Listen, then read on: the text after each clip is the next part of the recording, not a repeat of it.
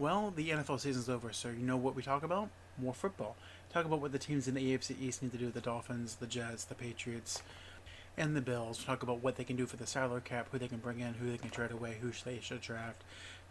Advice that no one's actually going to pay attention to, especially those that are making the decisions. We'll also talk about what everyone else has been talking about: how to fix the NBA All Star Game. Should you fix the NBA All Star Game? What options are there? Whatever. And we did talk about what a college coach did to his team in public and what he should not have done. And if you like what we're doing, don't forget to like and subscribe to us on Spotify, Google Podcasts, Apple Podcasts, or wherever else you might find your podcast.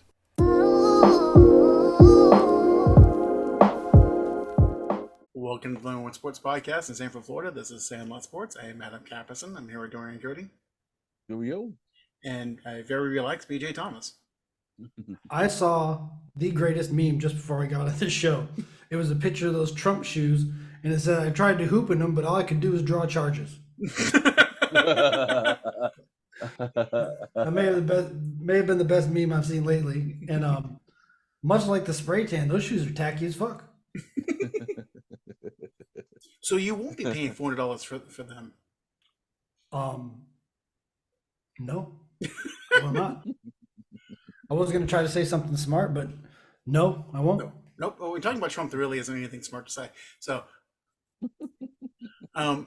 so the football season is technically over. We're moved to the off season. We're approaching free agency, approaching the draft, and we'll have some draft coverage later on.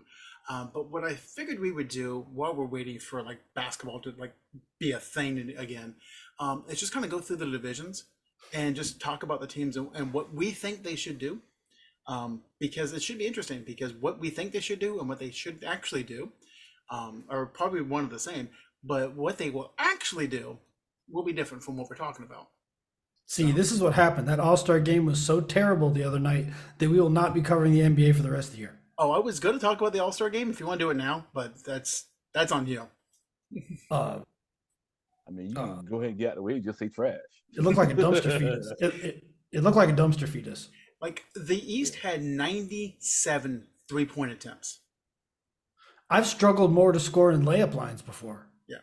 I had it on as I was cleaning, and I actually saw, I forget who it was, had the ball in the paint. There was no one around him, and he was like looking around like, oh, is someone going to be open for a three? I'm like, dude, dunk the ball. See, what I expect and what I grew up watching was a light struggle, some fun in the first half, and then let's get this money in the second half. Yeah, right. That's what I grew up watching, and that's acceptable. I get it. Nobody wants to get hurt, but it got competitive in the second half. These guys don't care. Just quit doing the game. And somebody said it best. Like back when we were growing up in the 80s and 90s and the early 2000s, players would use the All-Star game to get their next contract. Yeah. And they would, okay, look, this is what I can do against the best competition. Pay me because I'll do it for you. But now with the way the contracts are structured, these guys, there's no incentive. There's absolutely no incentive because they know what they're going to get paid. But on the flip side, I heard someone say, well, make it a more financial incentive for them to play harder, for them to win and whatnot. And every time I've heard that, because unfortunately I've been listening to ESPN radio the past couple of days almost constantly, practically living in the car, driving here, there, and everywhere. They're like, well, we shouldn't pay the players more. They already make enough. I'm like, well, wait a second here. That seems to work for every other person in the capitalist society. Why can't it work for the players? Why don't we want to pay them more? Right. There's an answer to that question. It's probably a black and white answer. I just don't know what it is. Yeah. Yeah. I would like to see them do like USA versus the world. Well, we on this podcast have talked about that, and they will not do that because they will be embarrassed. No, you don't. And that's what needs to happen. Because what happens is if you got Luka and Embiid on the same, and not even Luka and Embiid, just say Luka and Giannis and Greek Freak, and they beat the brakes off the USA, that's going to bring some pride in. Yeah, it reminds me these of kids don't have pride. Olympics when the USA got their ass whooped, and all America was like, "What the fuck are you doing?" Like, got some scrutiny a little bit to get them to have some pride. Because right now there's no pride. They don't give a damn. These kids Like, don't have pride. There's no way I'm letting my friends put up 211 points in a basketball game. at all. Dorian, At I all. will foul the shit out of you before you drop I don't 50 blame you. points in a basketball game against me. You will I be don't mad at blame me. you. You will Vice sit versa. at the opposite end of the chicken wing table when it's chicken wing time after the game. You will be mad at me. You'll talk to me later, but for that day, you'll be mad at me. I don't understand these kids. I don't understand. Like, I don't understand it. Yeah. I will make you not talk to me before you drop 200 games in a game against me. And I got 6 fouls. There were 4 fouls called in the entire game. They weren't doing it right. Yeah. And 97 3-point attempts by one team. That tells me they're just gonna chuck it. I mean, it's bad now. It was worse in that game. They need a Sean Taylor type personality in the NBA. Yeah. Someone to come down the first quarter, dunk on an empty rim, turn around, call them soft, and run back down to the other end of the court and block a shot, and just keep talking shit back and forth until somebody does something. Yeah. I mean, I think it was Scott Van Pelt said it best on ESPN. If y'all don't care, we don't care. Bye. It's not fun to watch. No. It's not. I don't want to watch it. I don't want to watch 2 hours of a layup line. I didn't, like I said, I had it on because I was cleaning, because that was literally the only sporting event on. So it was either that or Mickey Mouse Clubhouse, and I think I would have had a better choice with Mickey Mouse Clubhouse. I watched about 5 minutes and went right back to my phone. Yeah, I mean, it's Started playing on my phone. It was terrible, and there's no way to fix it. Yeah. ESPN has spent a whole bunch of oxygen the past 2 days talking about how to fix the All-Star game. You don't. Or you just let the rising stars play. Let them be the main event. Something. But or just don't have the game. Yeah. I mean, no one says you have to play an All-Star game. You can say, hey, these are the All-Stars. These are, voted by the fans. You don't have to play. We don't play the game, we lose the whole thing. We don't give them any awards or nothing. Just go to the end of the season. We'll find out who the MVP is. Quit whining. Yeah, just fuck it. Like, literally, it does not matter. Well, it used to. It doesn't anymore. It does not anymore. And even the events on All-Star Weekend, I don't think matter. Because, can you guys tell me who won the dunk contest? Max McClung. Matt McClung. Okay. Who's part of the Orlando Magic G League team. I knew we were screwed when Anthony, what's his name, Minnesota? Karl Anthony Towns? No, little one. Who's Anthony the guard? Edwards. Anthony Edwards. Anthony Edwards did the skills competition all left-handed. Yeah. Like, bitch, you aren't Larry Bird. Yeah, it's just a trash product all around. Then on top of that too, it doesn't, and it's like you see the All-Star game, and it's like what is there to look for towards the playoffs? There ain't going to be any type of competitive game. I'm sure maybe the NBA playoffs, but other than that, like, how competitive is it going to be? Well, and I heard it best somewhere. Like, the regular season of the NBA, players don't care. They've gone through this load management bullshit that Popovich started. They just don't care. But then you get to the regular season, to the postseason, and it's all defense. At least it should be. That game reeked of marijuana. I'm just putting it out there. This is from a guy that smoked weed for 20 years. They didn't care. No. They were just out there getting money. I'm sure. They were just trying to get back to that blunt. Yeah, if you got players that are just going to pull up from half court just for the fuck of it, like, just get off the court. Shit, Dame nailed one of them. Yeah. But it doesn't matter anymore. Right. No, All-Star Weekend, it's bad when you look forward to the three-point the three-point competition is the main event. After that, nobody else watches. And that's the problem. Because that's all the NBA is nowadays. I mean, I don't think there's a team in the NBA right now that averages less than 25 three-point attempts a game. I bet the Magic. I'll Motherfuckers can't shoot. Well, just because you can't shoot doesn't mean you're not taking them.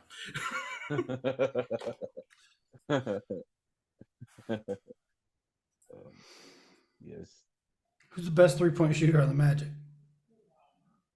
I think Wagner? No. Yeah, Franz is. Yeah, Franz, yeah. I bet you he's not shooting an acceptable percentage.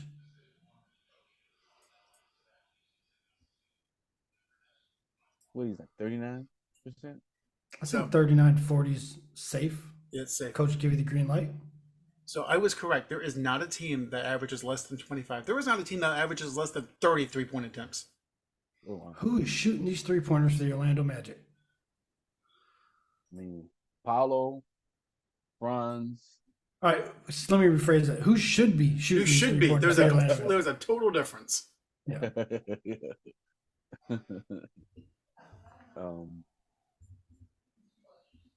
I know Cole Anthony shoots it. There's 10 of them right there.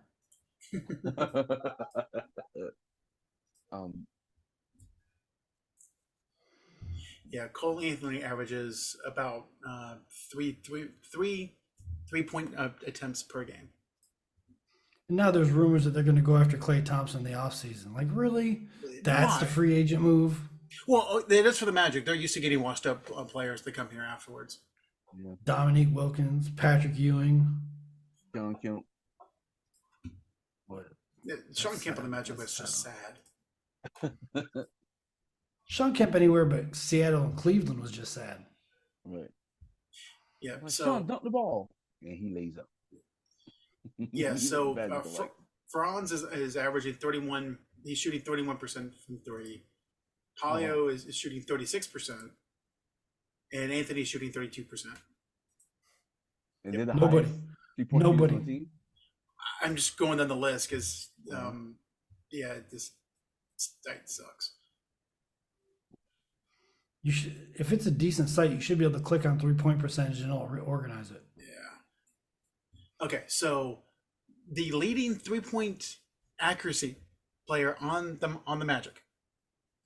Okay, number 3, Jalen Suggs at 38%. Mm-hmm. Number 2, Wendell Carter Jr. at 40.2%. What the hell's going on out here?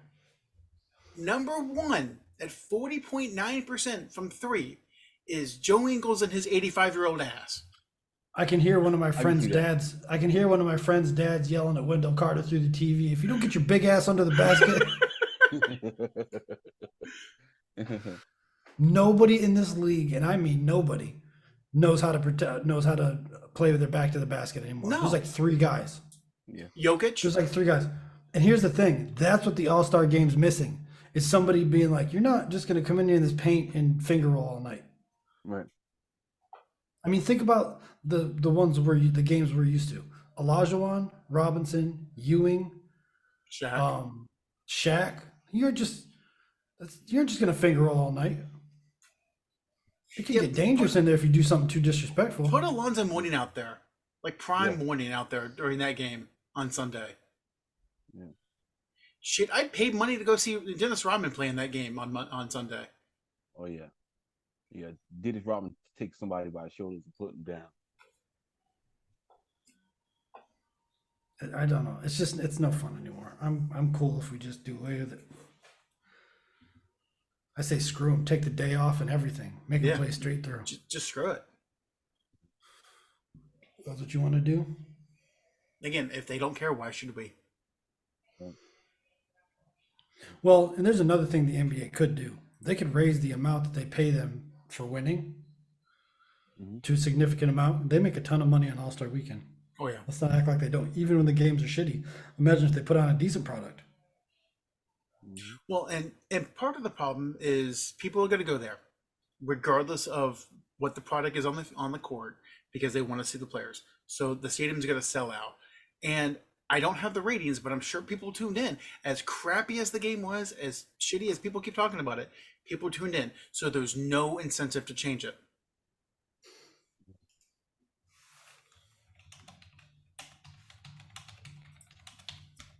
I mean, when it comes to basketball, is there any hope for March Madness? I mean, I bet you I could probably name more women's basketball players than I can name men's basketball players right now. yeah, you might be right. I don't know. 5.5 million viewers across 3 TV stations. And that's a 20% increase from last year's There game. you go. So, Somebody's lying. well, here's the thing, and I saw this with the Super Bowl because they released the number and it was the largest ever. but you've got multiple channels and multiple ways to view things. And how many people like me put it on and walk away? So in all of these numbers, they add them together. So it's like Dukes of Hazzard getting a 40-point ratings thing back in the 70s. Why? Because there's the only thing on. If it's the only sports on TV at the moment, that's what people are going to watch.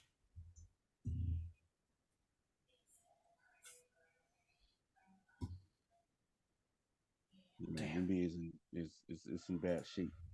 It's real bad shape. You got to do something, man. Other than that, it's going to get to the point where it's going to be forgotten. We're going to start paying attention to baseball. Ooh. At least they try to play in the All-Star game. Well, and that's the thing, like, because there's really no chance of getting hurt. Yeah, you could get hurt playing baseball, but it's rare that you'll get seriously hurt playing baseball, especially the All-Star game, because you're not really colliding into people. Football, I get it. Hey, look, the Pro Bowl is what it is. You don't really want guys, going hard. And that's why they completely changed it. Like, it's flag, don't care, whatever. The NHL, they still play hard. They have changed the format a little bit. I think they've changed it a couple of times. They don't hit as much, but it's not like that. It's still somewhat competitive. The goalies don't try as hard. I think that it's like 7-6 or something. If you're gonna have me squatting out there with my nuts sitting on the ice, I'm trying hard. So there's no way. Yeah, no. Ironically, so like the day of the NBA All-Star game, there was a hockey team. I think it was Minnesota. They were down 5-3 going into the third period. Now, for the non-hockey fans, they played 3 periods, not 4 quarters. Going into the third period, they were down 5-3. They ended up winning 10-7. Oh wow! Yep, they scored 7 goals in like 4 minutes. That's the one game of hockey in the past decade that has been worth watching. I missed it. I just angered like 1,000 people right there. all 1,000 hockey fans. Yeah. That's the count in Florida, 1,000. Yes. But Dorian, I think you're right. I think the state of basketball just in general. And I'm going to blame Steph Curry. We all love him. He has ruined the game. Because everyone likes to think that they're Steph Curry. Nope. I blame the coaches that have come up since Steph Curry that have allowed players to do things that Steph Curry does. Yeah. And have not told these kids to their face, you aren't him. You do not shoot like him. You do not shoot the percentage he does. You are not capable of shooting from the areas that he does. Pass the fucking basketball. Exactly. Just, you can't blame greatness for being great. You have to blame the people that have supported these other kids into believing that they're also great. You're not. That's a generational shooter. No, you are not you're that. Not him. You're not him. Well, I thought it was funny. Dorian mentioned the 3-point shooting contest. So obviously Dame Lillard won with 26 made threes or 26 points. I forget what it is. So that was the number of points that the WNBA player had when she did her 3-point shooting contest against Steph. Wow. So, I mean, whatever. Shooting's different. Yep. Can she shoot like that with a 6'5", 200-pound man in her face? That's the question. That's the question.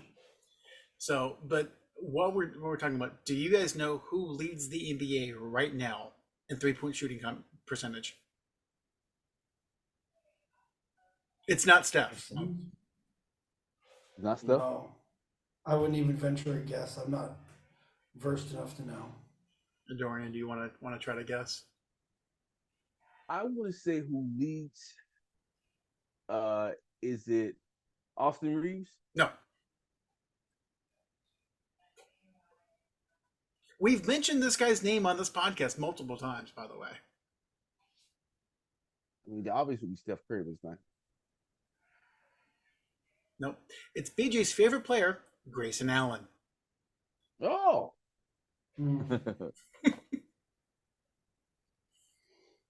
Even blind squirrels find acorns. Speaking of acorns, holy shit. Hey, we're not going to shoot up cop cars.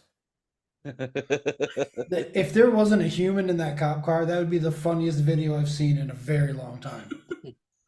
Fucking tactical roll, draws his gun, shoots his own car repeatedly. And then, dumb can't be dumb without dumber. Somebody else, one of the other cops starts shooting into the cruiser. It's like, wow. Wow. And it always gets me. I'm not anti-cop. I'm anti-stupid cop. It just always gets me that it takes about 1,500 hours to become a barber and about 700 to be a cop. Mhm. I think we should flip those numbers. Yeah. Yeah. I think we should. We got shots for the stuff that barbers can spread. We don't have shots for misplaced bullets. And the thing is, like, pretty much any job nowadays, they make you do a background check. Okay, they'll check your credit, they'll check have you committed crimes, and again, a lot of professional jobs will keep doing background checks on a periodic basis, every 3 or 4 years. They'll scrub your social media. They'll go out there and make sure that you're not going off the deep end and that you're not a liability to the company. As a cop, you pass their background check one time, and then you can be employed anywhere in the country at any police position. By the way, that was the slowest tactical roll I've ever seen in my life. I didn't think he was ever going to get right side up. Shots fired. Yeah, by you. An acorn, bro? I was just dumb. I just saw that video this morning. I was dumbfounded. I was just sitting there looking at it like, you have to be kidding me.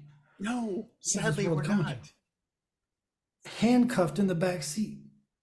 You think that guy's thinking, what the fuck is this guy doing? Oh no, that's not what he was thinking. He was shitting his pants. Fucking bullets coming through the car. Yeah, he was worried about what he was doing after he realized there were no holes in him. Yeah. And by the way, I think we need to bring that up too. You missed every shot into a stationary vehicle to a man that was handcuffed? Jesus. How did you pass your shooting range test? You need a slingshot. You need a slingshot. No, and no ball bearings, just like little rubber balls, just in case you hit little Sally on her bicycle. Because Jesus, handcuffed in the backseat of a stationary vehicle. I don't know. And then you had the other cop that was in Tennessee that, arrested his first person ever, was texting his wife as he was driving and then drove his car off the cliff into the river. Wasn't it some weird story like that was his ex-wife's boyfriend or something he arrested? It was something crazy. I didn't see who it was that he had arrested. It's something, or girlfriend's ex's boyfriend's girlfriend, something. It's something crazy from what I heard, but you know how the internet is. Yeah. Yeah, all this is happening and it's only February. 2024 is hot. It's the end of the year. 2024 is hot right now. Block is hot, man. I'm like, shit, it's only February. Shit, the police cruiser's hot.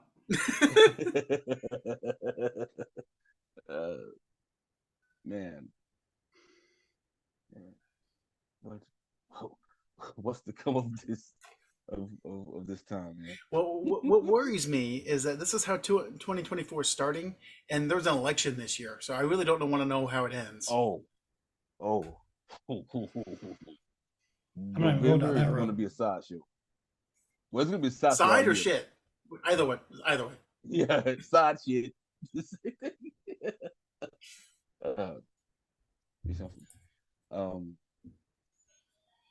So I saw something today. They were talking about NFL free agency. I don't know if we want to go into it, but let's get into it. Why not? Okay. All right. So, can you, Adam, and I know, and BJ, I know you guys can help me with this. Explain the franchise tag, because someone said that even if a person is franchise tag, they can trade that person to another team on that franchise tag. I haven't heard that. I had not. I never heard that either. I know it's the average of the top 5 contracts at your position. That position, and that's why players like Jimmy Graham wanted to be classified as a wide receiver and not a tight end. Right. So my understanding of the franchise tag, now it's been a hot minute since I've looked it up the definition, is they came out with this is our quote unquote franchise player. So that's why we're going to, say we can't get this contract done. We're going to put this tag on you while we figure out your contract. And BJ is right about the value. It is the average of the top 5 contracts of your position for 1 year. Right. So with Chris Jones, because they were saying that they should, if the Chiefs can't get a deal done with Chris Jones, franchise tag and trade him to another contender. And I'm like, why would you do that? Yeah. What the fuck? That's the good logic. Of course, this came from ESPN, by the way. Well, there is your first problem. So, I mean, here's the thing with Chris Jones. So his contract from 2023 was $19.5 million, was the average annual value. So if they franchise tag him, that's a $28.5 million cap hit. Mm. For a team that needs to kind of figure out the whole salary cap as it is. Right. It sounds like Kansas City might be forced to let Jerry Sneed go. My understanding, kind of just reading the tea leaves, is it's going to be one or the other. Mm. They can't afford to keep both.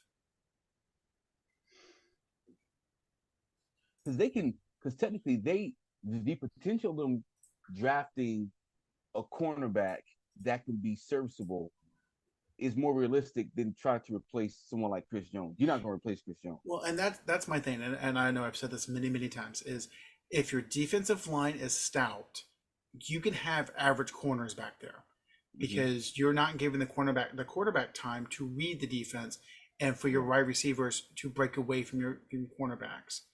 Right. If you have a crappy defensive line, it does not matter how good your cornerbacks are. Exactly.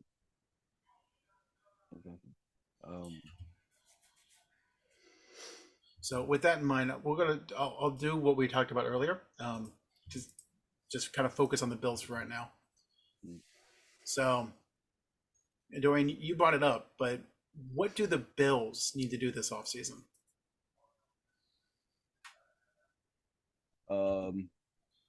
I think defensively, they need to get younger, in my opinion. Especially in they're going to do that. They need to get healthier. No, they're going to get younger. I've read a couple articles where people said you can expect a talent drop off in Buffalo because of the salary cap problems. Yeah.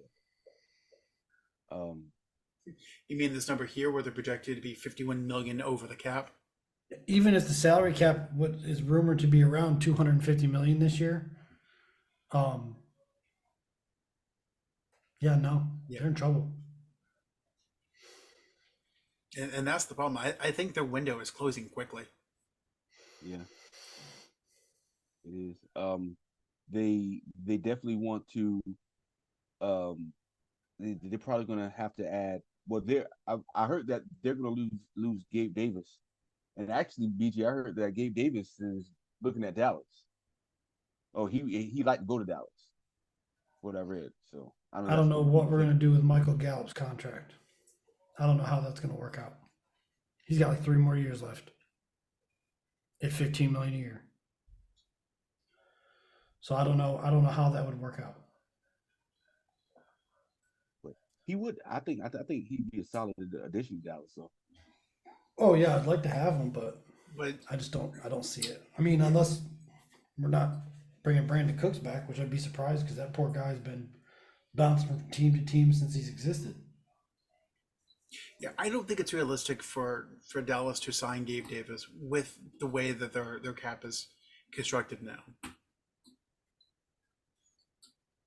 Yeah, they did bring Jimmy Johnson back in as well, BJ, as an advisor. Isn't that what he is? Yeah. Jerry's desperate. He wants to win another Super Bowl before he dies, and he knows the clock's ticking. Mm-hmm. We'll see. Maybe you don't have players that are tired going into the playoffs. There's an idea. Well, players wouldn't be tired if we didn't have undersized players at almost every position on defense. Yeah. We have DBs playing linebacker. We have a linebacker playing defensive end, and we have big defensive ends playing defensive tackle. Can't do that. So who does that fall on? Does that fall on Dan Quinn when he was there, or? I mean, I don't think Dan Quinn's shopping for the ingredients too much. Right. I mean, he's got a say, of course, but things changed. Things got better when Jonathan Hankins showed up, and that's because that man's like 350 pounds. Like Micah said, he doesn't move. Sometimes you just need somebody that can just suck up bodies in the middle. Yeah. We've definitely not talked about the Bills very much, though. No. But, I mean, I just thought about that. Yeah, they're going to have to redo their defense. And can they get a freaking running back that's consistent? Well, to be fair, he was consistent when they decided to use him properly the third of the last quarter of the season. Fair. Last third of the season. They need to be more consistent with the run game. Well, I mean, they had Zach Moss, and look how that worked out for the Colts. Yeah. So whose fault was that?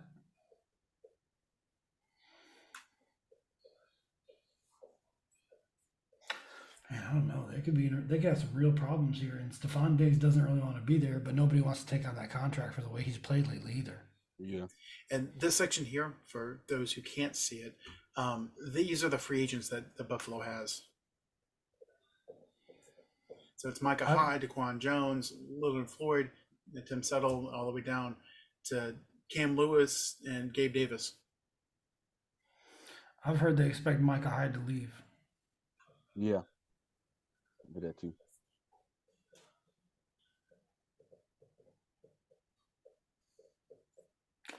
I don't know. They're in some trouble. They're gonna have to really have like a top 5-6 draft this year. Yep. And we'll do their draft later, but I don't know. Yeah, they have multiple problems on defense. The offense is more settled than defense. I mean, Tre'Davious White is coming off a tough year with his knee problems. No Von Miller. So what I'm reading here, the Bills are expecting to lose Leonard Floyd and AJ what is it, Epinesa? So they're looking to draft Chop Robinson. That's a good pick. Honestly, I'm hoping he falls to Detroit. Yeah. And I'm hoping he falls to Dallas. So, you guys have had good success when you drafting from Penn State, so. Yeah, it seemed to work lately. Yeah. So they're like, for what I'm reading here, they said they're definitely having their eye on Chop Robinson. So we'll see. They're gonna need someone because they're definitely moving it forward. Well, like you said, they at this point they have to build through the draft. That's all they can afford. Yeah.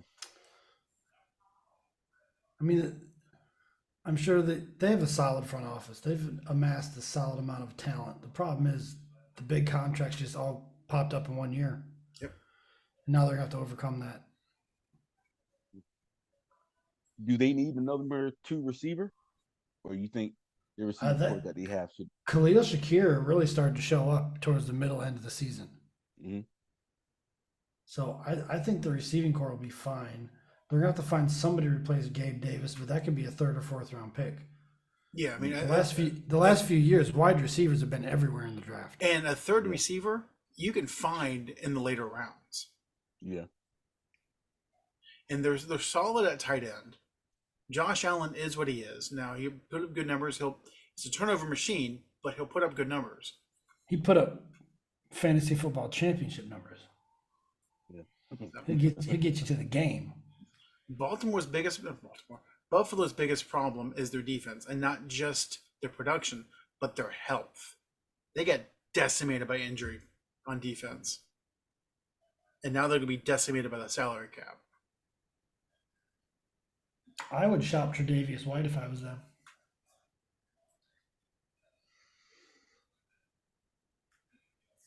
They did all right without him most of the season. They traded for Rasul Douglas.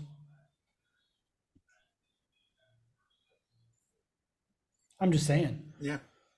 He's one of the more expensive guys on the team, and you did okay without him last year. Why not move on from him? Yep. Yeah. Probably not a popular opinion up in Buffalo, but And sometimes you got to do the unpopular things to move forward. Yeah. there's going to be some uncomfortable things that will have to happen for them to be successful for the next couple of years. Yep. And they're going to have to do the old Tony Romo contract adjustment where they switch it to a signing bonus so that the cap hit doesn't hurt so much. What do they call that? It slips my mind right now. Restructuring. Josh Allen's got to restructure his deal either this year or next. But the problem is that just adds money to the back end of the deal. So eventually that will rear its ugly head. Maybe just buy him time to have a couple decent drafts. Well, yeah, Josh Allen's contract next year. It's $23.5 million. It looks like that's where the signing bonus kicks in. Like the extension just kicked in. The cap hit is $47 million. Oh boy. And then it gets worse. Yep. Mm-hmm. So they'll probably give him I bet you they wind up giving somewhere between 20 and 27 as a signing bonus to try to get that back on the cap.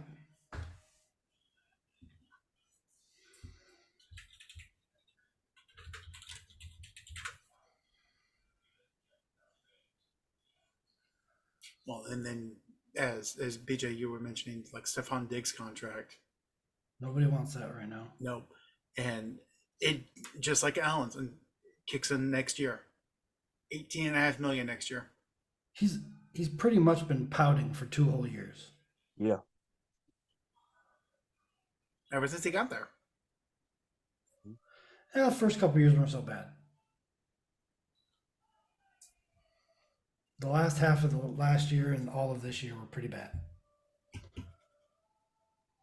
I mean, you're a 30-year-old receiver, bud. You got like 3 more years left. You better figure it out before you wind up doing a podcast full time.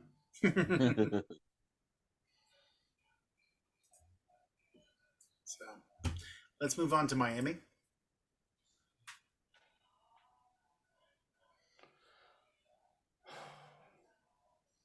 This team right here. No, don't do the Chris Collinsworth. This guy right here. No, but it's just they're just like the Cowboys, the AFC. They're marginal against good talent. Yeah. And I don't know how you fix that overnight. That's why I'm kind of worried about the Cowboys. I don't know if you can. Now, what does concern me, like defenses, like I'm looking at their depth chart, like half of it's questionable for the game against Kansas City. Right, but you also have to remember they lost their 2 best pass rushers just before the playoffs start. Yep. That's hard for anybody to overcome.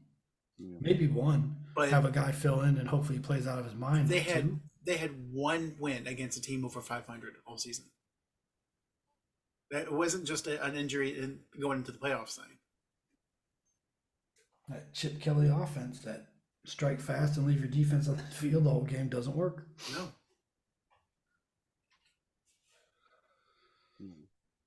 They need to figure out what they're going to do with Christian Wilkins. He can come to Dallas. Is huge. He can come to Dallas. He's their anchor. He's a free agent. Yeah, he's a free agent. Come on, Texas.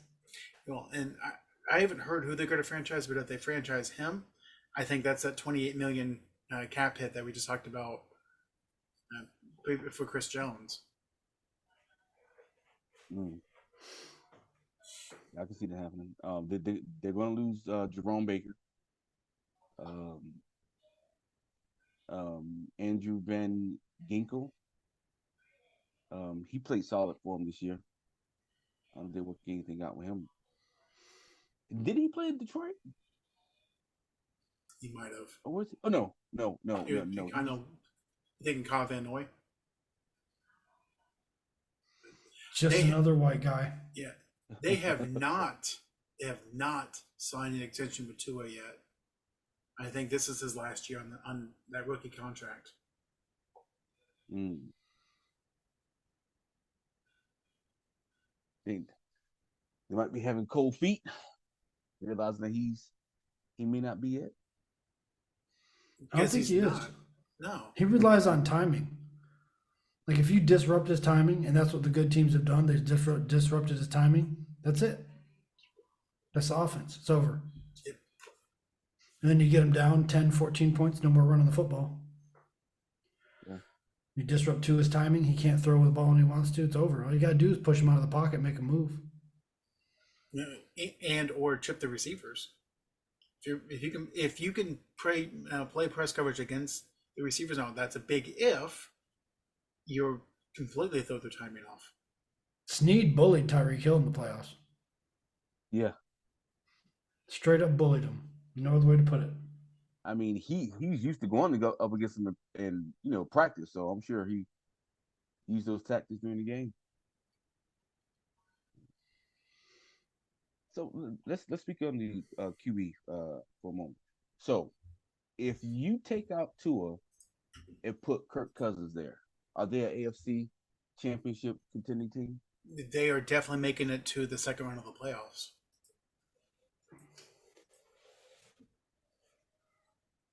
So you give Kirk Cousins, Jalen Waddle, give him Tyreek Hill, give him that offense. Raheem Mostert. Well, here's what I would say. If you put Kirk Cousins on this team and everything else remains equal, they are getting home field advantage for the first round, possibly a bye, but that's only possibly. Definitely winning that first round game.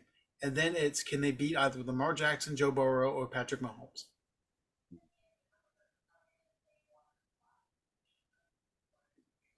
Tis the question. Yeah. Should they consider it? Should they trade Tua and see if they can get a Kirk Cousins? Well, okay, so Cousins is not re-signing with Minnesota. He is gone. And Tua's kind of been exposed. What do you think his value is? There are enough dumbass GMs. You can get at least a second rounder for him, probably a first. Look, Yeah. you don't have to talk about the Jets like that. I said second round. They'll probably give second round for Tua. Oh, at least. Because you know why? It's like, well, I can fix him. It's, you are the problem. That coaching staff is a problem. We can fix him. You can't make him less concussive, and you can't make him have a big arm, and you can't make it to where he can see over the defense. That's what you can do. Jeff George played on, I think, 5 or 6 different teams. All the talent in the world, terrible attitude.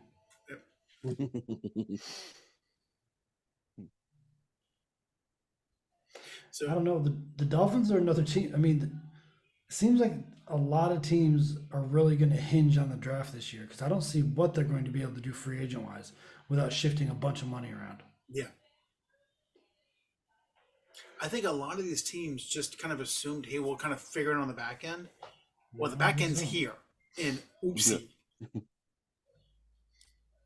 You know, not to keep bringing it back to the Cowboys, but I guess, I mean, that's my team and kind of what I watch. I think that's why Jerry avoids a lot of this free agent shit. Yeah. You know what I mean? And if you've noticed over the past 10 years or so, he's not afraid to let people walk. Is he happy about it? No. Would he like to keep those players? Yes, but he will let them walk. Dalton Schultz, prime example. Well, and it's one of those things like, okay, so like Dalton Schultz, for example, he did well in Houston. Now, can you replace his production or 80% of his production for 5% of the contract? That's the questions that GMs have to answer. Cole Beasley, Connor Williams. He will let you walk. Now, some of them have been mistakes. Like I think had they had Zeke Elliott this year, I think they probably because of the terrible contract that they got into, there was no way it made any sense to keep him. I know what you're saying, and I agree the Cowboys would have been better with Zeke on that team. I 100% agree with you. But because of the initial contract, it made it insane to keep a 650-yard rusher on the team.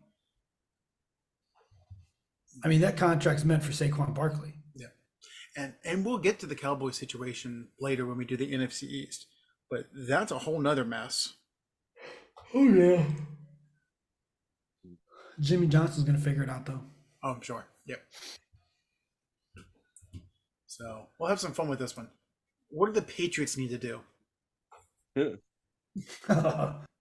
Burn everything on the offensive side of the ball. Defense is good. That's a playoff defense. Yeah. But that offensive side of the ball, I mean, thank God they got cap space. Well, and that was the funny thing. So the first two teams we talked about, they're $50 million over the cap. The Patriots are going to be about $70 million under the cap. You better spend it and spend it wisely. Yeah. And the problem with the Patriots, they're going to have to overspend to get someone to come in. Mm-hmm. Yeah. And that's not Kraft's way, but they don't have a choice. Was that Kraft's way, or was that Belichick's? Belichick stopping all that. Fair. Because every time they let somebody walk because of a contract dispute, it was put on Belichick. So was it Belichick or was it Kraft going, "Hey, you take the fall for it"? But Belichick was. I don't get the impression that Robert Kraft is I'm not taking the fall for a decision I make. I don't get that impression. Could he be? Sure. I don't get that impression though. I've never heard an interview with Robert Kraft and thought, oh, he's bullshitting. Okay. And I don't know if somebody that full of shit could have worked with Belichick for that long.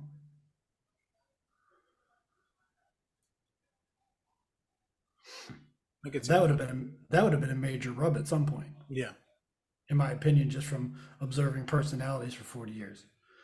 But the answer to the question will come this year. Yeah. Was it Belichick or was it Kraft? Yeah. Because if they don't spend half of their cap space, they don't have to spend it all. Half. They need replacements on over half of that offensive line. That offensive line is old and it's got miles on the tires. They have no wide receivers. None. Devontae Parker was not good in Miami. Juju Smith-Schuster was only good with Patrick Mahomes. And Kendrick Bourne, solid. I don't mind Kendrick Bourne, but not as a 1 or a 2.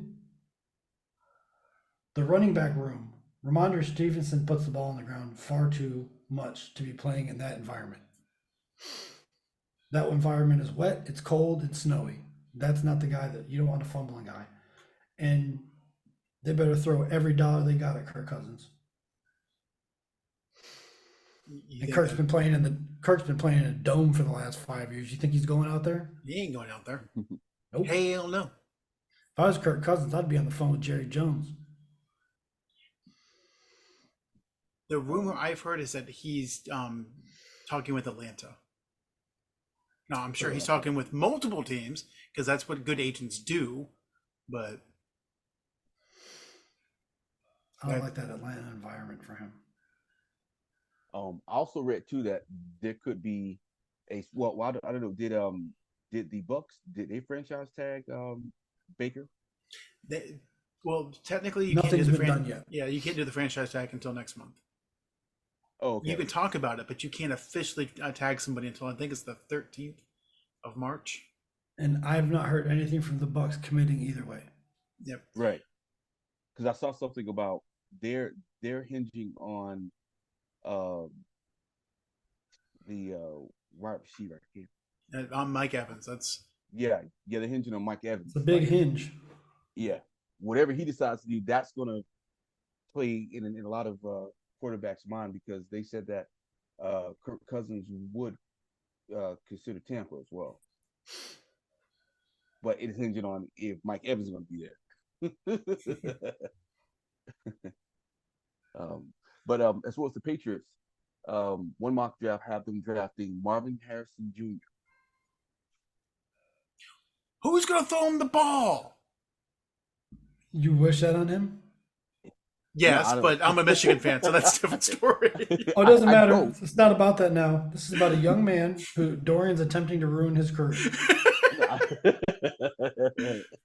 Why don't you just send him to Jacksonville or something? Jesus Christ. Yeah, you know what? I would like that. Yes, come and I'll watch your Yeah, because career we in also Jacksonville. I would love we it. also I we would all love saw it. how well that worked for Calvin Ridley, Look, Allen Calvin. Robertson, anybody after Jimmy Smith and Keenan McCardle.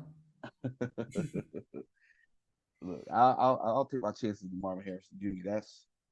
See how selfish he is? He wants to destroy a whole career, at least the first 5 years. Just Look, shit it on can't it. be worse. Give him no chance. Him coming to us won't be worse than going to the Patriots. I don't think so. There's a functional defense in New England. I mean, we'll see. I mean, right now, as far as We the did Patriots- see. Well, look, okay. Kyle Duggar is a free agent, and he anchored that defense. He was a starting strong safety. More likely, he's probably going to want more money. Outside of him, if they keep everybody else, they should be good. But I mean, it's going to be hard. I mean, New England's got the cap space to pay people to stay there and bring in like decent talent. They can afford to bring in a Cousins. They can afford to bring in whatever other free agent quarterback there is. I mean, okay, never mind. I pulled up the list and I stopped that in my tracks real quick. But they have the money to upgrade. Jacksonville doesn't. And like, dude, I know you love the team. That's a shitstorm. You're it. You're all I got. I can't pick on the Lions anymore. okay, so tell me This will be a rough year for you. So who is Kirk Cousins? Let's say they get Kirk Cousins. Who are they going to throw to? Well, I don't know. They can use the other $39 million to figure that out. Because as far as free agent wide receivers, I mean, they could. Mike Evans. I mean, if he wants to go to New England, who wants to play in the cold, right? Then T. Higgins, I'm sure T. Higgins will probably want to stay with Joe Burrow over Kirk Cousins. Yeah, here are the wide receivers that are free agents: Mike Evans, Odell Beckham Jr., Curtis Samuel, Tyler Boyd, Cedric Wilson, Kendrick Bourne, DJ Shark. I don't think he'll want to go back. Paris Campbell, Braxton Barris, Josh Reynolds, Randall Cobb. There you go. Calvin Ridley, Noah Brown. You can pick up a couple, 2s and 3s. Don't forget, lately, rookie wide receivers have been productive. Yep. They haven't played up to their full potential immediately, but they have been productive. Now, realistically, what you could do, you could trade that number 3 pick, trade down, sign Cousins, pick up Neighbors in the draft, and also pick up another offensive lineman in the draft. So if you're Cousins, you would rather go to New England than stay in Minnesota. Well, Minnesota's not going to sign him. I don't know what the hell they're thinking. They've already said they are moving on from Cousins. I don't know what the hell they're thinking. That guy was on fire before he went down last year. I wonder how Justin Jefferson feels about that, because he was force feeding that man. Yeah. And then like Nick Mullins put him in the hospital. About blew his whole chest out.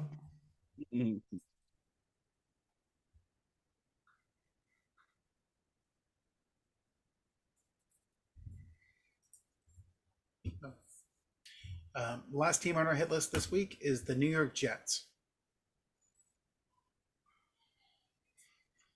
Besides vitamin D treatment, what can they do?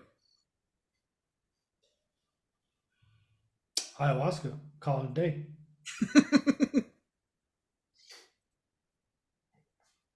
They have to do something about the offensive line immediately. Yes. You literally killed your playoffs week 1 because of your offensive line. And then you stunted any potential growth that Zach Wilson had. Even though it may be limited, he's not going to be able to be properly assessed or improved behind that offensive line. No one could. And they were Wide what, receivers. 7-10 last year with Zach Wilson at quarterback. Multiple people at quarterback. They had to convince Zach Wilson to come back. The defense we don't even need to look at. Resign that. Whatever you have to do, just resign it. Resign all of it. The offense, however, they're actually not bad at the skill positions. They're real good at running back, and I would just you're gonna have to figure out that offensive line immediately. And I would try to upgrade tight end any way I could. Tyler Conklin's okay, but tight end's just a wasted position when Aaron Rodgers is your quarterback. I mean, it probably wouldn't hurt to use a second or third round pick on a tight end. Obviously, use your first round pick on an offensive lineman. Why, to throw him 15 balls a year?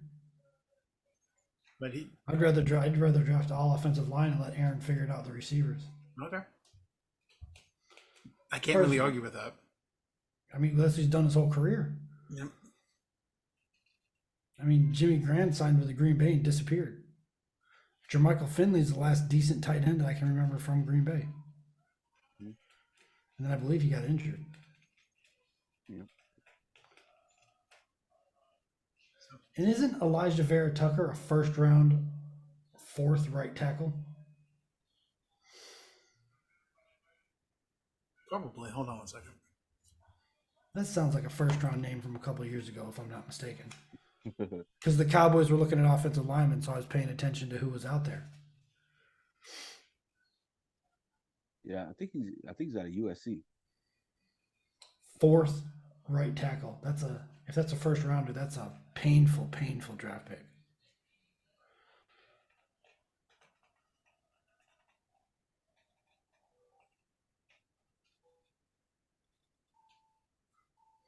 Yeah, I don't know.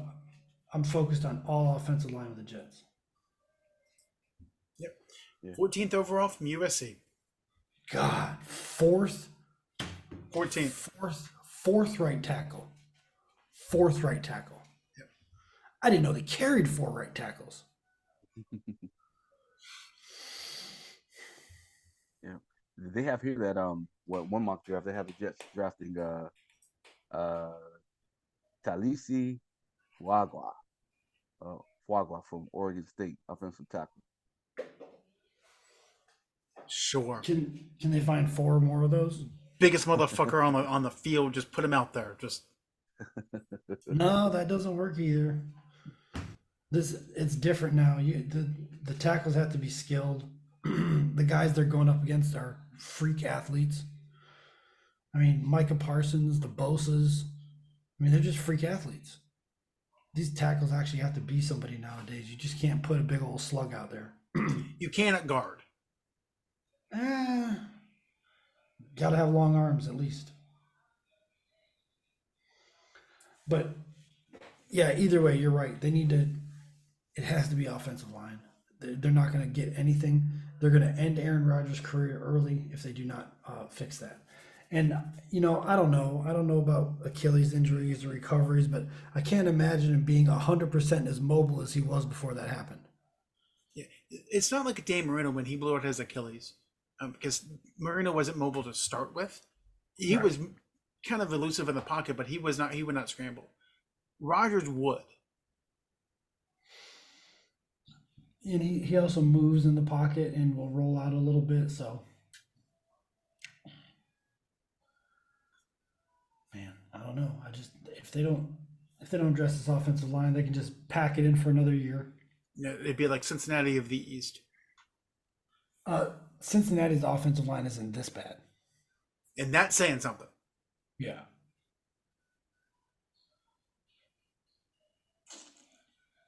Yeah. The Jets are definitely on the clock. So, well, that was fun. So, I mean, we'll do that for the other divisions. Now, again, probably our options no one will actually pay attention to, although they probably should. So, I do want to play a clip for you guys. I want to get your thoughts. Oh, boy. I think they're unathletic. I don't think they move well laterally. I don't think they're going to pick it up in the next week. I think they're slow laterally. I mean, Sean Conway gives you everything he can. He's slow laterally. About 5 guys are slow laterally. Even the Celtics, when we lost, I've enjoyed every minute being a Boston Celtic coach. Didn't like the fact that we lost in that following year, but this has been the most unenjoyable experience I've had since I've been coaching. Do you have any second thoughts of taking this job? No, not at all.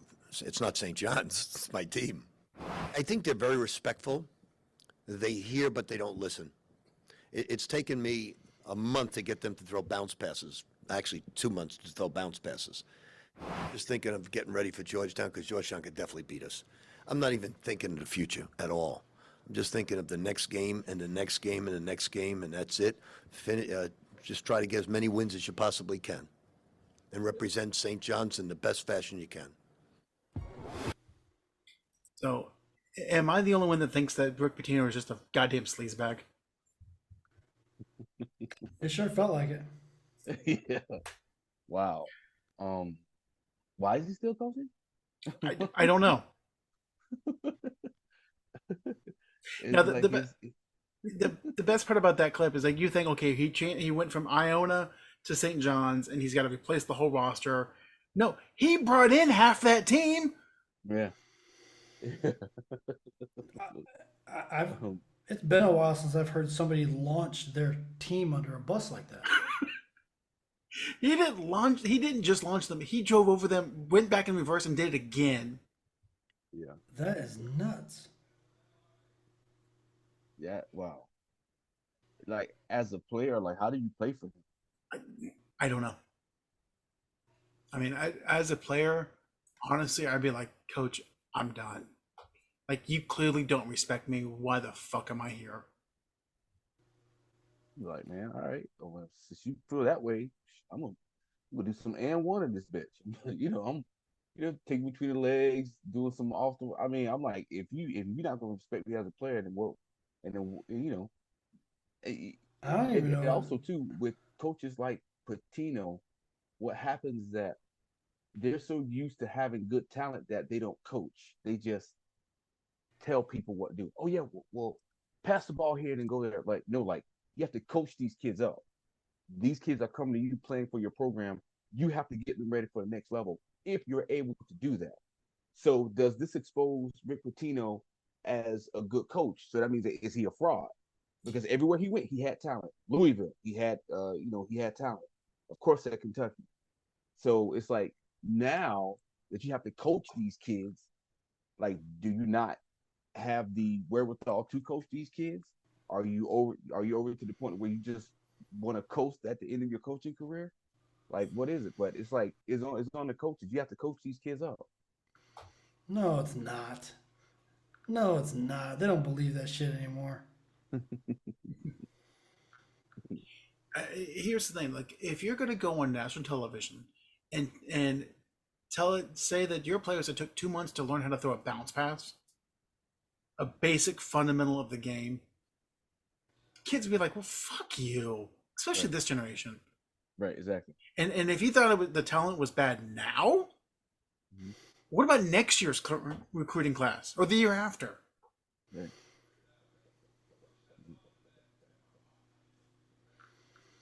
I just can't believe he did that. I mean, I would not be motivated to do much for him. Yeah, me either. Unless Rick Pitino says that because he's just tired of it. He's like, at this point, fucking fire him.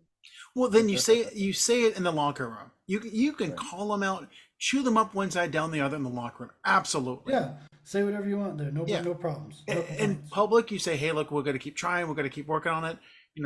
We might have to go back to some fundamentals." You do something. Belichick made a fucking career out of coach speak. There are other ways you can do this. You don't go in front of a national media and call your entire team unathletic and can't throw a freaking bounce pass.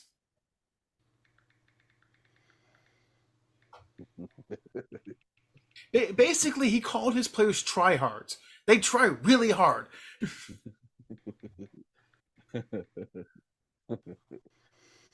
Wow, Rick. Yeah, just I don't know.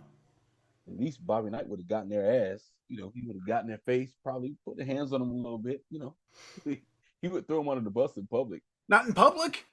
Yeah, not in Again, public. you can say that shit in the locker room, because anyone who's played any type of sport knows that you get on the bad side of a coach and you can hear him down the hall. Yeah. Fine, sure. Cuss me out. You call my effort in the locker room, fine. But you go out in the public and you say this kind of shit, you know what, coach? My back hurts. I'm out. Yeah. I broke my dick. I'm going to sit down. So, question. I'm gonna ask you guys this. So, back in high school, you guys know I played for Leesburg, and the head coach of Leesburg, made the comment. We were playing against Wildwood High School. We were losing, and he says, "There's no way I'm gonna let you lose to a bunch of fucking Neanderthals." I'm like, okay. I mean, I didn't it know is how to take Wildwood. Yeah, but I go to Sumter County every day. Had I not known enough about this head coach, know that he's possibly sexist, most likely racist. Yeah. I'd be like, he's right. But there's something about that county. Like, if you ever go to the intersection of 301 and 44 and you're sitting there, they put a shit plant in the middle of their fucking city. So the whole city at 8 o'clock smells like a giant fart. I mean, and so like that logic. As opposed to Leesburg, where it smells like burnt oranges, but continue. Look, I will snort burnt oranges before I smell all of Wildwood shit. So yeah, you're just sitting there at a stoplight. The whole place smells like farts, and we're all looking at each other going, "Did you do it? No, I didn't do it. Did you do it? No, I didn't do it." Every day, just in case, because you never know with this crew. But it's terrible. So I mean, just the thought alone that, hey, I'm gonna put the shit plant right next to downtown. Sounds good. Makes sense. So like, but it just goes to show like coaches, I know there's a human element to what Rick Pitino is saying. Like you said, maybe the team's not trying, but you have to find a way to be able to get to them. But don't do it to the public, because now that you did it in public, now it's to the point where it can seriously backfire. To the point where you may have to start playing your second, third stringers, or your bench players, because your top players like, fuck this, you're gonna transfer.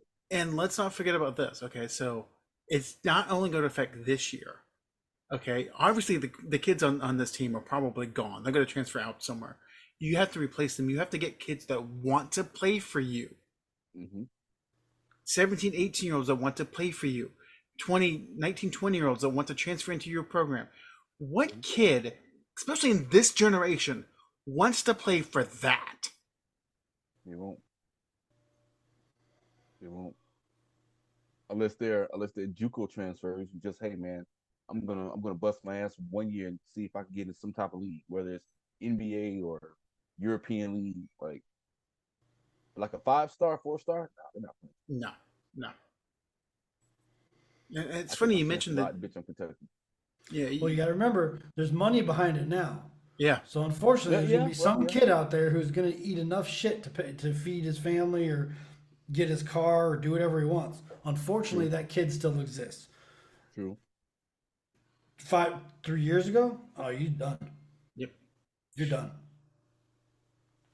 Well, and 5 years ago, they go to the G League, and I'm sure you guys caught it, that Adam Silver was like, I don't know how much longer the G League is going to be around.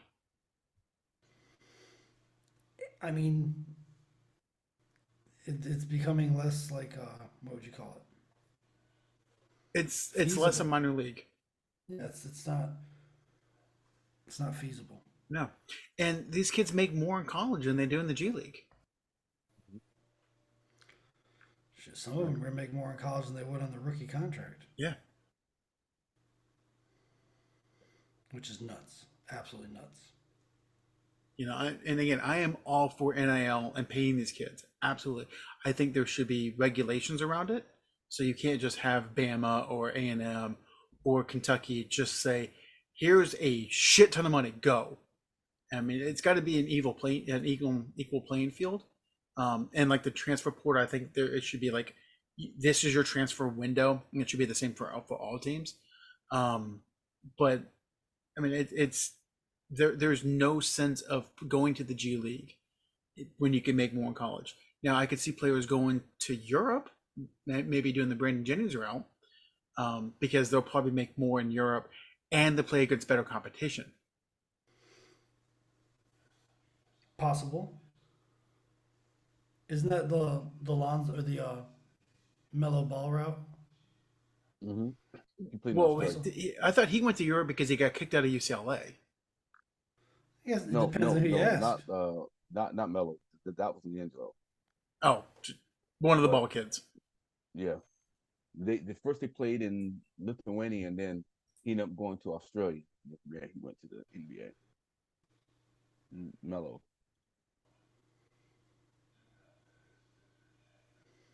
That family. One of the things that Brandon Jennings said that stuck with me, he was like, he said when he went to play overseas, he said come back to the NBA, it made you more hungry, because he said there, like you earn every single point and you earn like every single minute that you played there. That's how competitive it was. Here's the thing about Europe, though. There's a lot of guys that don't get paid. No. Right. They have to fight for their checks. So I don't know if Europe's going to be a route for a lot of people. Again, go back to this generation. We saw what the All-Stars did, when it comes to competitiveness. You take that mindset and go to like Lithuania or Germany or Spain and try that shit, and you ain't going to get on the court. Yeah. They don't care how good you think you are. Patrick Beverly is came from Europe and played here, and he's like a dog. You know what I'm saying? He even said himself on a podcast, like playing in Europe, like it gave him not only a sense of pride, but he was just like, he said, I bust my ass because everything had to be earned over there. Yep.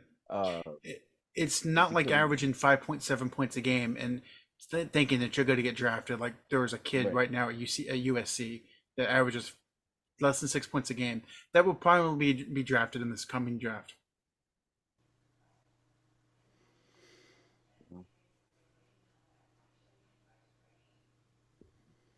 That's crazy. But a lot of sports world is on its ear right now. Yep. No Nick Saban. No Bill Belichick. No Pete Carroll. NIL all over the place. Minor leagues dropping out of the running for being viable. It's just a crazy time to be watching sports. I did think it was funny that ESPN ran a thing today that for the first time ever, the head coach of Alabama sent a tweet or shitter or whatever the app is called now. Because Saban wasn't on there. I know, right? So answer me this, guys. So how can you be a football league and don't have a football team representing Florida or California? And if you ask what I'm thinking of, I'm talking about the UFL. So they got 8 teams. No teams from Florida, no teams from California. That is kind of you have a team from Texas, though. But Florida, California, you could say they're 1 and 2 in football. I mean, of course, Texas is up there, but the top 3 states of football. The thing is, yeah, so that's just where you're playing your games. It doesn't mean that you can't get talent from Florida, from California, from Texas. It's just not where you're playing your games, and you do that because it's probably cheaper to play games in Mississippi than it is to play games in Florida. Now, I don't know like the teams. But yeah, I'm sure, 100% sure, it's cheaper to play a game in Birmingham, Alabama than it is to play in Orlando, Florida. And quite frankly, the stadiums are probably smaller. And when you're drawing 8,000 fans to a game, you want the stadium to look a little more full. So you don't want to play in a Camping World Stadium. You don't want to play in the Rose Bowl. You want to play in smaller stadiums. So it kind of looks like people are actually there. Yeah. You know what? That's fair. I didn't see it that way. I was just thinking, like, no teams in Florida and I California. haven't seen that way. one alternative option fill up a stadium. No. Not one. Even when the Orlando Rage was here, like they filled up maybe the lower bowl, maybe. And realistically, I mean, let's just put it out there. Spring football league is great for two things. One, for cultivating talent. The guys that didn't quite make it the NFL that could, and not just players but coaches. But and also, it's out there. It's something to look at. It's something that because basketball is so shitty. Look, there was football. Cool. Charge me $5 to the game. Sure.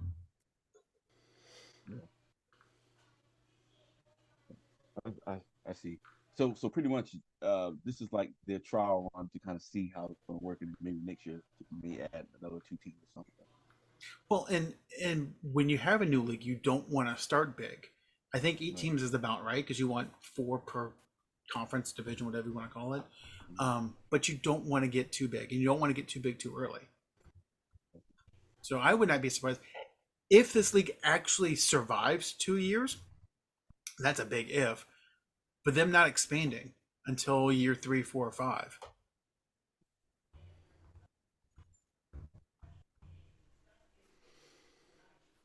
Yeah, I mean that was the big thing with the USFL is they tried to expand and they tried to go into the fall, and it was like, what the fuck are you doing? Stop. Yeah, you're asking to get slapped down by daddy now. Yep.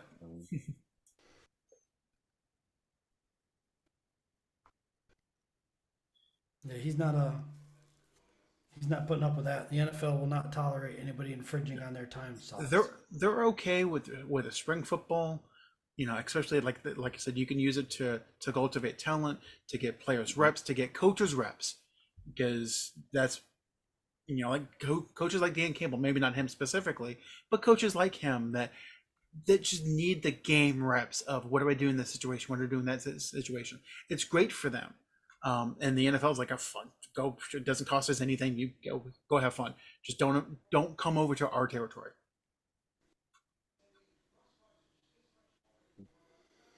And I can't blame him. I Yeah. mean, And realistically, it keeps the game of football relevant in people's minds.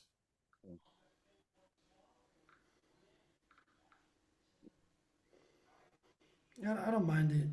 I don't mind him trying. I don't know why it doesn't catch. Still football. People go watch high school football. Yeah. But, I mean, and we're not talking like they're slubs. These guys played, all of them played in college. They were D1 athletes. and some maybe not quarterback wise, but like position player wise, they're just like a chance away from possibly being in the league. Yeah. Right. But I'm talking out of my ass here because I have a hard time watching it myself. Well, part of my issue when the XFL or whatever the other leagues were on, I never knew when the games were on, what channel they were on. That too. That to me, that was the bigger problem. I think the UFL is sponsored by ESPN. It's either ESPN or Fox. I think it's Fox. It's Fox. So the games will be on. The games will be on multiple channels. So you have multiple games to watch at any given time, and that'll be the big thing. Is okay. Sunday it's the UFL on FS1 or Fox. You know you're going to get a game, and that's the thing with the NFL. On Sundays at 1:00 there's football on. With college, Saturdays at noon, Saturdays at 3:30 there's football on. If you can't find the game, you're not going to seek it out, especially not in this day and age. No, unfortunately. But if it's consistently this channel, this time, every weekend, you'll get viewers, especially going against the crappy basketball product that we've talked about or baseball.